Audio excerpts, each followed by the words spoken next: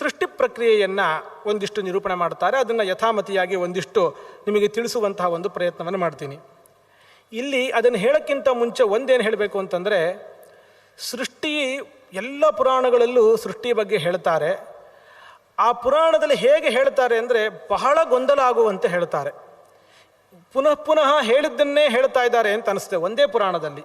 ನಮಗೆ ಬಹಳಷ್ಟು ಗೊಂದಲಕ್ಕೆ ಈ ಪುರಾಣದಲ್ಲಿ ಸೃಷ್ಟಿಯನ್ನು ನಿರೂಪಣೆ ಮಾಡುವಾಗ ಬಹಳಷ್ಟು ಗೊಂದಲಕ್ಕೆ ಅವಕಾಶ ಇರುತ್ತೆ. ಹಾಗಾಗಿ ನಮಗೆ ಕೊನೆಗೆ ಒಂದು ತೀರ್ಮಾನ ಆಚಾರ್ಯರು ಮಹಾಭಾರತ ತಾತ್ಪರ್ಯದಲ್ಲಿ ಸೃಷ್ಟಿಯನ್ನು ತುಂಬ ಚೆನ್ನಾಗಿ ತಿಳಿಸ್ಕೊಟ್ಟಿದ್ದಾರೆ. ಅದೊಂದೇ ನಮಗೆ ತೀರ್ಮಾನ ಹೊರತು ಇನ್ಯಾವುದು ನಾವು ತೀರ್ಮಾನ ಮಾಡಿಕೊಳ್ಳಿಕ್ಕೆ ಕಷ್ಟ. ಹಾಗಾಗಿ ಅದರ ಒಂದು ಆಧಾರದ ಮೇಲೂ ಈ ವಾಯುಪುರಾಣದಲ್ಲಿ ಹೇಳಿರುವಂತಹ ಸೃಷ್ಟಿ ಪ್ರಕ್ರಿಯೆಯನ್ನು, ಅದಕ್ಕೆ ಬಹಳಷ್ಟು ಮಹತ್ವ ಇದೆ ಸೃಷ್ಟಿಯನ್ನು ತಿಳಿದುಕೊಳ್ಳಿಕ್ಕೆ ಅನ್ನೋ ಕಾರಣಕ್ಕಾಗಿ ಕೆಲವು ನಿಮಿಷಗಳಲ್ಲಿ ಅದನ್ನು ನಿರೂಪಣೆ ಮಾಡಿ ನಾನು ಮುಂದಿನ ಭಾಗಕ್ಕೆ ಹೋಗ್ತೀನಿ. ಇಲ್ಲಿ ಭಗವಂತ ತಾನು ಸೃಷ್ಟಿಯನ್ನು ಮಾಡಬೇಕು ಅಂತ ಸಂಕಲ್ಪವನ್ನು ಮಾಡಿ ಗುಣತ್ರಯಗಳನ್ನು ಭಗವಂತ ಸ್ವೀಕಾರ ಮಾಡಿ ಅದರಿಂದ ಮಹತ್ತತ್ವವನ್ನು ಸೃಷ್ಟಿ ಮಾಡ್ತಾನೆ. ಈ ಯಾವುದೇ ಒಂದು ತತ್ವವನ್ನು ಭಗವಂತ ಸೃಷ್ಟಿ ಮಾಡುವಾಗ ಕೇವಲ ಜಡವಾಗಿರುವ ಪದಾರ್ಥವನ್ನು ಹಾಗೆ ಸೃಷ್ಟಿ ಮಾಡೋದಲ್ಲ. ಈಗ ಒಬ್ಬ ಕುಂಬಾರ ಒಂದು ಮಡಿಕೆಯನ್ನು ಮಾಡ್ತಾನೆ ಅಂತಂದರೆ ಮಣ್ಣು ತಗೊಳ್ತಾನೆ, ಚಕ್ರದ ಮೇಲೆ ಇಟ್ಟು ಒಂದು ಮಡಿಕೆಯನ್ನು ಮಾಡಿ ಪಕ್ಕದಲ್ಲಿ ಇಡ್ತಾನಷ್ಟೆ. ಆದರೆ ದೇವರು ಭಗವಂತ ಈ ಜಗತ್ತನ್ನು ತತ್ವಗಳನ್ನು ಸೃಷ್ಟಿ ಮಾಡ್ತಾನೆ ಅಂತಂದರೆ ಸುಮ್ಮನೆ ಜಡವಾಗಿರುವಂತಹ ಒಂದಿಷ್ಟು ತತ್ವಗಳನ್ನು ಹಾಗೆ ಸೃಷ್ಟಿ ಮಾಡೋದಲ್ಲ ಹೊರತು ಜಡಕ್ಕೆ ಸ್ವತಃ ಕೆಲಸ ಮಾಡುವಂತಹ ಸಾಮರ್ಥ್ಯ ಇರೋದಿಲ್ಲ. ಅದು ಚೇತನಾಧಿಷ್ಠಿತ ಆಗಬೇಕು. ಅಲ್ಲೊಬ್ಬ ದೇವತೆ ಇರಬೇಕು.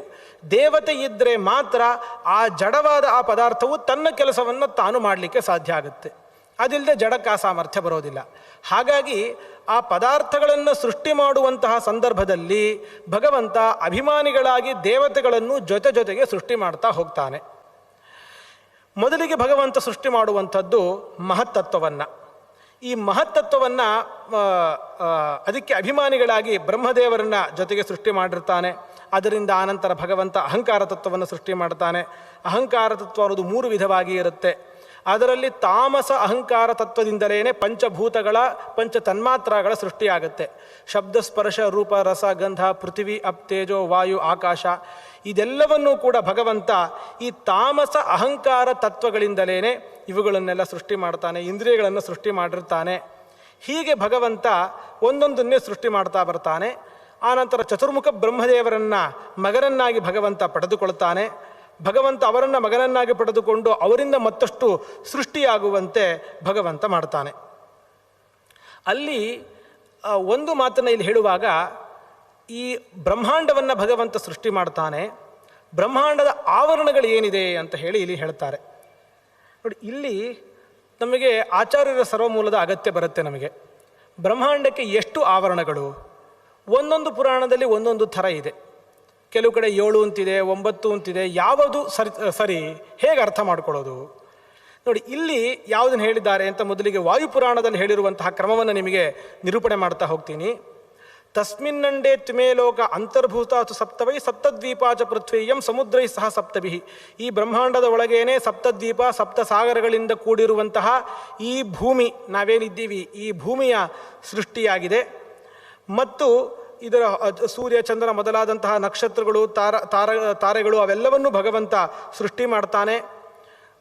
ಭೂಮಿಯ ಹೊರಗಿರುವಂತಹ ಲೋಕಾಲೋಕ ಪರ್ವತಗಳನ್ನು ಅದೆಲ್ಲವನ್ನೂ ಕೂಡ ಭಗವಂತ ಸೃಷ್ಟಿ ಮಾಡ್ತಾನೆ.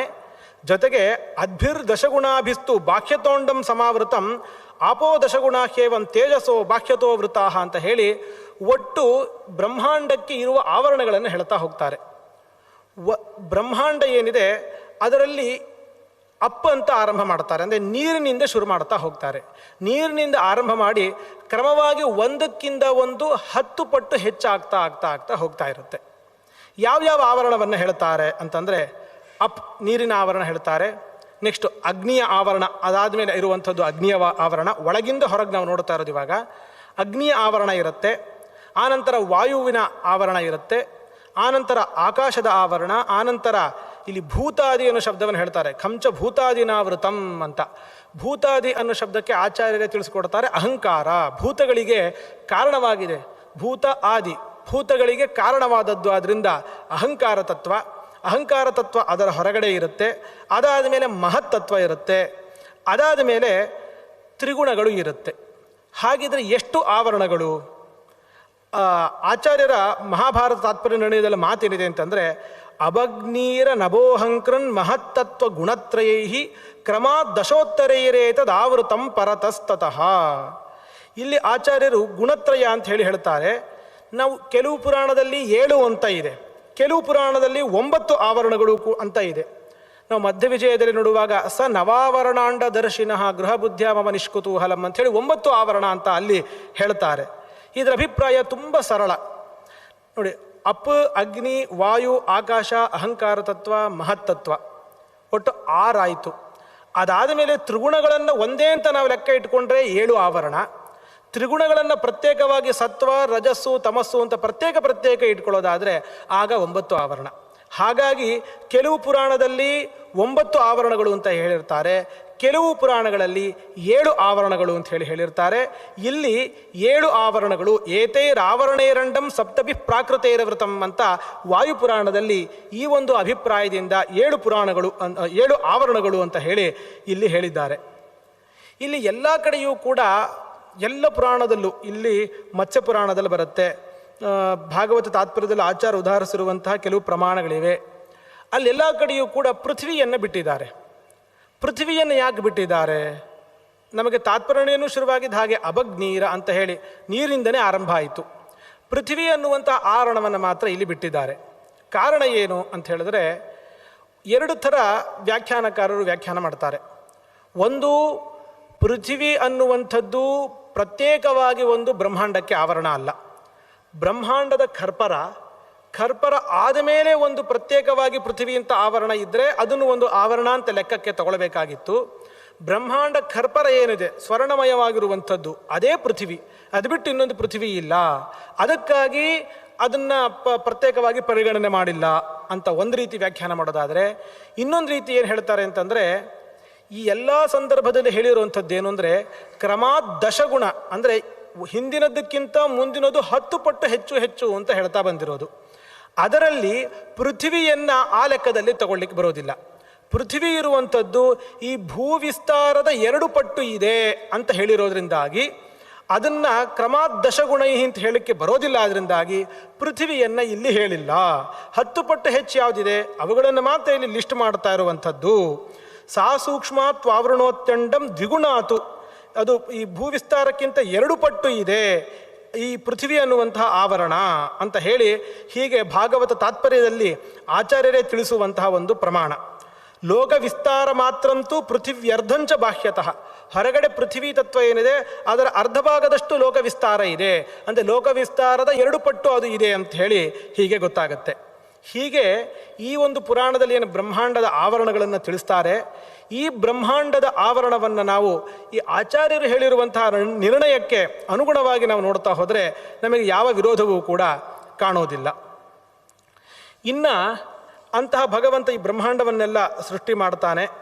ಸೃಷ್ಟಿ ಮಾಡಿದಂತಹ ಭಗವಂತ ಬ್ರಹ್ಮದೇವರಿಗೆ ಆಜ್ಞೆಯನ್ನು ಮಾಡ್ತಾನೆ, ಮುಂದಿನ ಸೃಷ್ಟಿಯನ್ನು ನೀನು ಮಾಡಬೇಕು ಅಂತ ಅವರು ಕೂಡ ಎಲ್ಲವನ್ನೂ ಕೂಡ ಸೃಷ್ಟಿ ಮಾಡಲಿಕ್ಕೆ ಬರ್ತಾರೆ. ಇಲ್ಲಿ ಅನೇಕ ಸೃಷ್ಟಿಗಳು ಬರುತ್ತೆ. ಪ್ರತಿಯೊಂದು ಮನ್ವಂತರದಲ್ಲಾಗುವಂತಹ ಸೃಷ್ಟಿ, ಮೊದಲಿಗೆ ಆರಂಭದಲ್ಲಿ ಆಗುವಂತಹ ಸೃಷ್ಟಿ, ಪಾದ್ಮಕಲ್ಪ ಅಂತ ಹೇಳ್ತೀವಿ, ಅವಾಗ ಆಗುವಂತಹ ಸೃಷ್ಟಿ, ಹೀಗೆ ಅನೇಕ ವಿಧವಾದಂತಹ ಸೃಷ್ಟಿಗಳಿರುತ್ತೆ. ಅದನ್ನು ಮುಂದೆ ಕಲ್ಪವನ್ನು ನಿರೂಪಣೆ ಮಾಡುವಾಗ ಅದನ್ನು ಹೆಚ್ಚು ವಿಸ್ತಾರವಾಗಿ ನಾನು ನಿಮಗೆ ಹೇಳ್ತಾ ಹೋಗ್ತೀನಿ. ಹೀಗೆ ಈ ಅನೇಕ ಸೃಷ್ಟಿಗಳನ್ನು ಪುರಾಣದಲ್ಲಿ ಹೇಗೆ ಹೇಳಿದ್ದಾರೆ ಅಂದರೆ ಎಲ್ಲವನ್ನೂ ಮಿಶ್ರಣ ಮಾಡಿಬಿಟ್ಟಿರ್ತಾರೆ. ಈ ಯಾವುದೋ ಒಂದು ವಿಧದ ಸೃಷ್ಟಿ ಹೇಳುವಾಗ ಇನ್ಯಾವುದೋ ಒಂದು ಸೃಷ್ಟಿ ಮಧ್ಯದಲ್ಲಿ ಬಂದು ಸೇರ್ಕೊಂಡು ಬಿಟ್ಟಿರುತ್ತೆ. ಹಾಗಾಗಿ ಈ ಸೃಷ್ಟಿಗಳ ಮಿಶ್ರಣವನ್ನು ಮಾಡಿರೋದ್ರಿಂದಾಗಿ ಯಾವ ಸೃಷ್ಟಿ ಬಗ್ಗೆ ಇವಾಗ ಹೇಳ್ತಾ ಇದ್ದಾರೆ ನಮಗೆ ಗೊತ್ತಾಗೋದಿಲ್ಲ. ನಾವು ಸರ್ವಮೂಲವನ್ನು ಓದಿದ ಆನಂತರ ಇದನ್ನು ಓದಿದರೆ ಮಾತ್ರ ನಮಗೆ ವಿಭಾಗವನ್ನು ಮಾಡಿ ಇದು ಇಂತಹ ಸೃಷ್ಟಿಯನ್ನು ಇಲ್ಲಿ ನಿರೂಪಣೆ ಮಾಡ್ತಾ ಇರೋದು ಅಂತ ನಮಗೆ ಅರ್ಥ ಮಾಡಿಕೊಳ್ಳಿಕ್ಕೆ ಸಾಧ್ಯ ಆಗುತ್ತೆ. ಇನ್ನು ಭಗವಂತ ತಾನು ಆ ಪ್ರಳಯೋದಕದಲ್ಲಿ ಮಲಗಿರ್ತಾನಂತೆ. ಪ್ರಳಯೋದಕದಲ್ಲಿ ಮಲಗಿರ್ತಾನೆ. ಬ್ರಹ್ಮಾ ನಾರಾಯಣಾಖ್ಯ ಸಹ ಸುಶ್ವಾಪ ಸಲಿಲೇ ಸದಾ. ಇಲ್ಲಿ ಆಚಾರ್ಯರು ಉದಾಹರಿಸುವಂತಹ ಶ್ಲೋಕ ಆಪೋ ನಾರ ಸ್ವಲ್ಪ ವ್ಯತ್ಯಾಸದೊಂದಿಗೆ ಇಲ್ಲಿ ನಮಗೆ ಸಿಗುತ್ತೆ. ಆಪೋ ನಾರ ವೈ ತನವ ಇತ್ಯಪಾಂ ನಾಮ ಶುಶ್ರುಮಃ ಅಪ್ಸುಷೇತೆ ಚ ಯತ್ತಸ್ಮಾತ್ ತೇನ ನಾರಾಯಣ ಸ್ಮೃತಃ. ಭಗವಂತನನ್ನು ನಾರಾಯಣ ಅಂತ ಈ ಕಾರಣದಿಂದಲೇ ಕರೆಯೋದು. ನಾರ ಅಂತಂದರೆ ನೀರು, ಪ್ರಳಯೋದಕ. ಅದರಲ್ಲಿ ಭಗವಂತ ಮಲಗಿರ್ತಾನೆ, ಆದ್ದರಿಂದಾಗಿ ಭಗವಂತನನ್ನು ನಾರಾಯಣ ಅಂತ ಹೇಳಿ ಕರೆಯೋದು. ಈ ಒಂದು ಆಚಾರ್ಯ ಹೇಳುವಂತಹ ಆಪೋ ನಾರ ಇತಿ ಪ್ರೋಕ್ತ ಆಪೋ ವೈ ನರಸೂನವಃ ಅಂತ ಹೇಳಿ ಆಚಾರ್ಯ ಏನು ಹೇಳ್ತಾರೆ, ಆ ಪ್ರಮಾಣವೇ ಸ್ವಲ್ಪ ವ್ಯತ್ಯಾಸದೊಂದಿಗೆ ನಮಗೆ ಇಲ್ಲಿ ಸಿಗುತ್ತೆ. ಹೀಗೆ ಭಗವಂತ ಆವಾಗ ಭೂಮಿ ತಾನೇನು ಮುಳುಗಲಿಕ್ಕೆ ಶುರುವಾಗಿಬಿಡುತ್ತೆ. ತಾನಾಗೇ ಭೂಮಿ ಮುಳುಗುತ್ತಾ ಇರುವಂತಹ ಸಂದರ್ಭದಲ್ಲಿ ಭೂಮಿಯ ಸ್ಥಿತಿಯನ್ನು ಉಂಟು ಮಾಡಲಿಕ್ಕೋಸ್ಕರವಾಗಿ ಭಗವಂತ ವರಾಹನಾಗಿ ಅವತಾರವನ್ನು ಮಾಡ್ತಾನೆ. ಜಲಕ್ರೀಡಾಸು ರುಚಿರಂ ವಾರಾಹಂ ರೂಪಮಸ್ಮರತ. ಜಲಕ್ರೀಡೆಯಲ್ಲಿ ಭಾರೀ ನಿಪುಣವಾಗಿರುವಂತಹ ಒಂದು ವರಾಹದ ರೂಪವನ್ನು ಭಗವಂತ ಸ್ವೀಕಾರ ಮಾಡ್ತಾನೆ. ಭಾರೀ ದೊಡ್ಡದಾಗಿರುವಂಥ ಭಗವಂತನ ರೂಪ ಅದು. ದಶಯೋಜನ ವಿಸ್ತೀರ್ಣಂ ಶತಯೋಜನ ಮುಚ್ಛ್ರಿತಂ. 10 ಯೋಜನದಷ್ಟು ಅಗಲ, 100 ಯೋಜನದಷ್ಟು ಎತ್ತರವಾಗಿರುವಂತಹ ಆ ಒಂದು ರೂಪವನ್ನು ಭಗವಂತ ಸ್ವೀಕಾರ ಮಾಡಿ ಭೂಮಿಯನ್ನು ಎತ್ತಿ ಮೇಲಕ್ಕೆ ತರ್ತಾನಂತೆ ಭಗವಂತ. ಇದೇ ಸಂದರ್ಭದಲ್ಲಿ ಹಿರಣ್ಯಾಕ್ಷ ಅಡ್ಡ ಬರ್ತಾನೆ. ಆಗ ಭಗವಂತ ಸಂಹಾರ ಮಾಡ್ತಾನೆ. ಇನ್ನೊಮ್ಮೆಯೂ ಇದೇ ಥರ ಆಗುತ್ತೆ ವರಾಹ ಅವತಾರ ಆದಾಗ. ಆಗ ಅವನಾಗೇ ಮುಳುಗಿಸಲಿಕ್ಕೆ ಹೋದಾಗ ಭಗವಂತ ಅವನನ್ನು ಸಂಹಾರ ಮಾಡ್ತಾನೆ. ಈ ವಿಚಾರಗಳಲ್ಲಿ ಹೇಳೋದೇ ಇಲ್ಲ ಪುರಾಣದಲ್ಲಿ. ಇಲ್ಲಿ ಭಗವಂತ ಭೂಮಿಯೊಳಗೆ ಮುಳುಗುತ್ತಾ ಇದ್ದಂತಹ ಭೂಮಿಯನ್ನು ವಾಪಸ್ಸು ತಂದು ಎತ್ತಿಟ್ಟ. ಇಲ್ಲಿ ಅದನ್ನು ಹೇಳೋದೇ ಇಲ್ಲ ಈ ಪುರಾಣದಲ್ಲಿ. ನಮಗೆ ಇನ್ನೊಂದು ಪುರಾಣವನ್ನು ಓದಿ ಜೊತೆಗೆ ಇದನ್ನು ಓದಿದಾಗ ಮಾತ್ರ ಅದನ್ನೂ ಇಲ್ಲಿ ಸೇರಿಸ್ಕೊಳ್ಬೇಕು ಅಂತ ಹೇಳಿ ಗೊತ್ತಾಗುತ್ತೆ. ಇದನ್ನೇ ಆಚಾರ್ಯ ಹೇಳ್ತಾರೆ, ಸಪ್ತ ಭೇದಗಳನ್ನು, ಪುರಾಣದ ಶೈಲಿಯನ್ನು ನಾವು ಅರ್ಥ ಮಾಡ್ಕೊಳ್ಳಿಲ್ಲ ಅಂತಾದರೆ ನಮಗೆ ಪುರಾಣದವನ್ನು ಸರಿಯಾಗಿ ಅರ್ಥ ಮಾಡ್ಕೊಳ್ಳಿಕ್ಕೆ ಆಗೋದೇ ಇಲ್ಲ. ಅದರಲ್ಲಿ ಪ್ರಘಸ ಅಂತ ಒಂದು ಭೇದವನ್ನು ಹೇಳ್ತಾರೆ. ಅಂದರೆ ತಿನ್ನೋದು ಅಂತ ಅರ್ಥ. ತಿನ್ನೋದು ಅಂತಂದರೆ ಕಥೆಯನ್ನು ಹೇಳುವಾಗ ಮಧ್ಯದ ಕೆಲವು ಭಾಗವನ್ನು ತಿಂದುಬಿಡೋದು, ಅಂದರೆ ಅದನ್ನು ಹೇಳೋದೇ ಇಲ್ಲ, ಯಾವುದೋ ಒಂದು ಅಂಶವನ್ನು ಬಿಟ್ಟುಬಿಡೋದು. ಇದು ಒಂದು ವೇದವ್ಯಾಸ ದೇವರ ಪುರಾಣದ ಶೈಲಿ, ನಿರೂಪಿಸುವಂತಹ ಶೈಲಿ. ಹಾಗಾಗಿ ಯಾವುದು ಬಿಟ್ಟು ಹೋಗಿದೆ ಅದನ್ನು ನಾವೇ ಯೋಚನೆ ಮಾಡಿ ಸೇರಿಸ್ಕೊಳ್ಬೇಕು. ಹೀಗೆ ಭಗವಂತ ತಾನು ಅದನ್ನೆಲ್ಲ ಭೂಮಿಯನ್ನು ತಂದು ಯಥಾಸ್ಥಾನಕ್ಕೆ ತಂದು ಅದನ್ನು ಇಡ್ತಾನೆ. ಅವನೇ ಯಜ್ಞವರಾಹ, ಅವನಿಂದ ಯಜ್ಞ ಪದಾರ್ಥಗಳೆಲ್ಲವೂ ಕೂಡ ಸೃಷ್ಟಿಗೆ ಬರುತ್ತವೆ. ಆಗ ಭಗವಂತ ತಂದು ಆ ಭೂಮಿಯನ್ನು ನೀರ ಮೇಲೆ ಇಡ್ತಾನೆ. ಭೂಮಿ ಆ ನೀರ ಮೇಲೆ ತೇಲಲಿಕ್ಕೆ ಶುರುವಾಗತ್ತೆ. ಹೇಗಿರುತ್ತೆ ಅಂತಂದರೆ, ತಸ್ಯೋಪರಿ ಜಲೋಘಸ್ಯ ಮಹತೀ ನೌರಿವ ಸ್ಥಿತ. ದೊಡ್ಡದಾಗಿರುವಂತಹ ಹಡಗು ಅದು ನೀರ ಮೇಲೆ ಹೇಗೆ ತೇಲುತ್ತೋ, ಎಷ್ಟೇ ದೊಡ್ಡದಾಗಿರಬಹುದು, ಎಷ್ಟೇ ಭಾರ ಇರಬಹುದು, ಆದರೆ ಅದು ನೀರ ಮೇಲೆ ತೇಲುತ್ತೆ. ಹಾಗೆ ಈ ಸಮುದ್ರದ ಮೇಲೆ ಈ ಇಡೀ ಭೂಮಿಯು ದೋಣಿಯಂತೆ ತೇಲ್ತಾ ಇದೆ. ಚರಿತತ್ವಾಚ್ಚ ದೇವಸ್ಯ ನಮಹಿ ಯಾತಿ ವಿಪ್ಲವಂ. ಅಷ್ಟು ಭಾರ ಇದ್ದರೆ ಮುಳುಗೋಗ್ಬೇಕಲ್ವಾ ಭೂಮಿ, ವಾಪಸ್ ಮುಳುಗೋಗ್ತಾ ಇರಬೇಕು. ಯಾಕೆ ಮುಳುಗೋಗ್ತಾ ಇಲ್ಲ ಅಂತಂದರೆ, ಒಂದು ನೌರಿವ ಸ್ಥಿತ, ದೋಣಿಯಂತೆ ಅದು ಇದೆ. ಯಾವುದೋ ಒಂದು ದೇವಸ್ಥಾನದಲ್ಲಿ ಆ ಒಂದು ಕೆತ್ತನೆ ನಾನು ನೋಡಿದ್ದೆ. ಈಗ ಸಾಮಾನ್ಯವಾಗಿ ಭೂವರಾಹ ಕೆತ್ತನೆ ಹೇಗಿರುತ್ತೆ, ಎಲ್ಲ ಕಡೆ ಇರೋದೇನು ಅಂತಂದರೆ, ತಾನು ಭಗವಂತ ಭೂದೇವಿಯೇ, ಒಂದು ಸ್ತ್ರೀ ರೂಪದಲ್ಲೇ ಭೂದೇವಿಯನ್ನು ಭಗವಂತ ಹೀಗೆ ಎತ್ಕೊಂಡಿರುವಂತೇನೆ ಎಲ್ಲ ಕಡೆ ಕೆತ್ತನೆ ಇದೆ. ಒಂದು ಕಡೆ ಏನಿದೆ ಅಂತಂದರೆ, ಈ ಸುತ್ತಲೂ ಈ ದೇವಸ್ಥಾನದ ಆವರಣದಲ್ಲೆಲ್ಲ ಕೆತ್ತನೆ ಮಾಡಿರ್ತಾರೆ, ಈ ದಶಾವತಾರಗಳು ಅಥವಾ ರಾಮಾಯಣ, ಈ ಥರದ್ದೇನೋ ಒಂದು ಕೆತ್ತನೆಗಳಿರುತ್ತೆ. ಅದರಲ್ಲಿ ಒಂದರಲ್ಲಿ ಹೇಗಿದೆ ಅಂತಂದರೆ, ಆ ಕೋರೆ ದಾಡಿಯ ಮೇಲೆ ಹಾಗೆ ದೋಣಿ ಆಕಾರದಲ್ಲಿ ಭೂಮಿ ಇರುವಂತೆ ಅದನ್ನು ಕೆತ್ತನೆ ಮಾಡಿದ್ದಾರೆ. ಅದೆಲ್ಲ ಸೂಕ್ಷ್ಮವಾಗಿ ಆ ಭೂಮಿಯಲ್ಲಿ ಪರ್ವತಗಳೆಲ್ಲ ಕಾಣೋ ಹಾಗೆ ಈ ಥರ ಎಲ್ಲ ಕೆತ್ತನೆಗಳೆಲ್ಲನೂ ಕೂಡ ಇದೆ. ಇದನ್ನು ಈ ವಾಯುಪುರಾಣ ಹೇಳುತ್ತೆ, ಮಹತೀ ನೌರಿವ ಸ್ಥಿತ, ದೊಡ್ಡ ದೋಣಿಯಂತೆ ಆ ಭೂಮಿ ಅಲ್ಲಿ ಇರುತ್ತೆ.